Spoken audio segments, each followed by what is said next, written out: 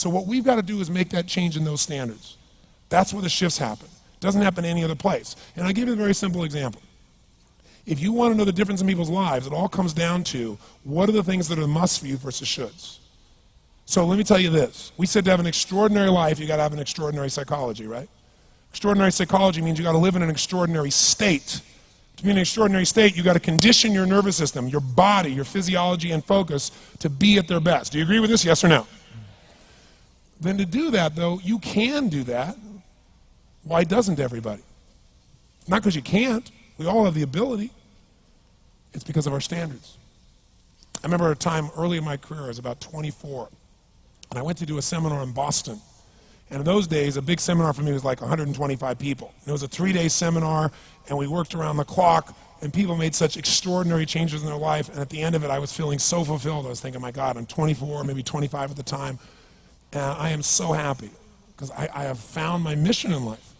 I'm doing what I love. It's making a difference in people's lives. This is extraordinary.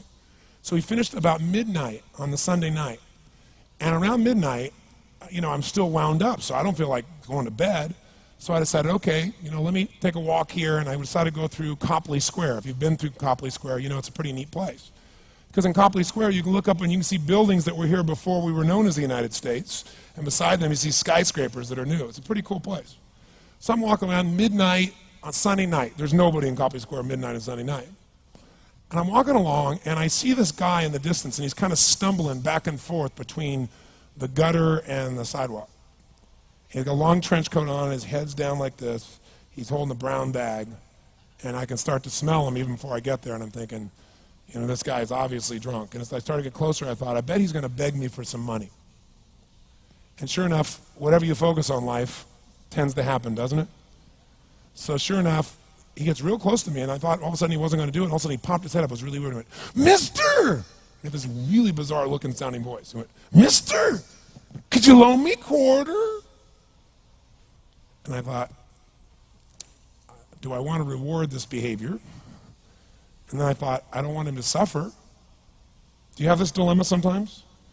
Like, I'm not here to judge. So years ago, I finally decided I always just give. Even if the person's pulling a scam, that's for them to deal with. If I have the ability, then I give. And so I thought, but could I teach him something?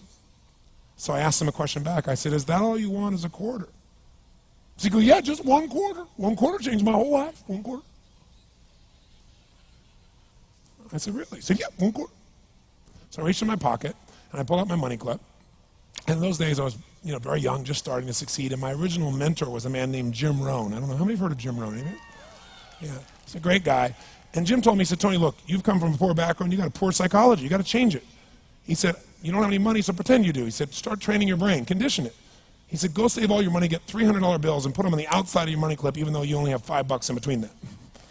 So every time you put it out, you'll see that, you'll feel inspired, you'll feel better. He said, and you'll feel better, you'll do better. So I was like, okay. So I did. So I pulled my money clip, and sure enough, I got $300 bills in. I made sure he saw the bills. So I'm tearing through that, right? Looking in between there, see if I can find some change. But I made sure he saw it. Sure enough, he's looking at the $100 bills, checking it out. I find the quarter, I pull it out, take the money, put it in my pocket. I notice he's watching my hand going into the pocket. I took the quarter, and I looked at him, and I said, sir, life will pay any price you ask of it. And I gave him the quarter. And then something really interesting happened. He took the quarter.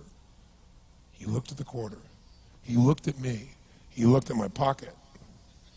He looked back at the quarter, looked at me, looked at my pocket, looked at me again, looked at the quarter, looked at my pocket, looked back at me and said, you're weird. And then he shuffled on off like this, right? And I thought to myself, wow, what's the difference between him and me? I mean, I was 24, 25 at the time, doing what I love most, have my mission in life, and he's in his early 60s, drunk on the street begging for quarters. What's the difference? And I thought, well, maybe God's blessed me because I'm such a good person. I thought, oh, and he's such a bad person, that's such bull. And I thought, wow, maybe the answer to that question is what I just told him. Life will pay whatever price you ask of it. But you know what's interesting? You got to ask intelligently. In the Bible it says, ask and you shall what? Yeah, pretty good formula. You ought to look into it. But you know what? It says, ask and you shall receive, but I'm sure it meant ask intelligently. I'm sure that's what God meant. I'm sure he didn't mean bitch and you will receive. Whine and you will receive. I don't think that was the instruction. Now, if you were going to ask intelligently, there might be 5 elements of that. Number one, you'd have to ask specifically, wouldn't you? You wouldn't ask in a general way. People do that all the time. They go, I want more money. Fine, here's $1, get out of here. Very often, you're getting what you're asking for. You're just not aware of how general you're asking. Clarity is power. The more clear you are about exactly what it is you want, the more your brain knows how to get there. Your brain is a servo mechanism. It's like a bomb. Those bombs, those missiles, they have a servo mechanism. So if the target moves, it knows what the target is, it follows it. Your brain, when you condition it, knows exactly what to go for and it'll find a way to get there. Did you ever buy a certain outfit or a certain car and suddenly see that car outfit everywhere? How many of you have had that experience? Say, aye. How come that car outfit's everywhere? It always was everywhere, but now you notice it. And the reason is because there's a part of your brain called the reticular activating system, the RAS. That part of your brain determines what you notice and what you don't notice. Your brain spends most of its time trying to make sure you don't notice because you'll go crazy if you notice everything.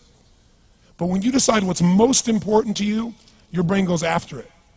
Everyone I know who's successful builds what I call an RPM plan. An RPM is built on the metaphor that the way to get from where you are to where do you want to go to the fastest is you got to build power, like in a car, RPMs. And the R stands for they know the result they're after. They know what they want precisely. If you don't know exactly what you want or you let yourself get beyond that into something general, you're not going to achieve it. Clarity is power. You got to know the specific result you're after. What do you want?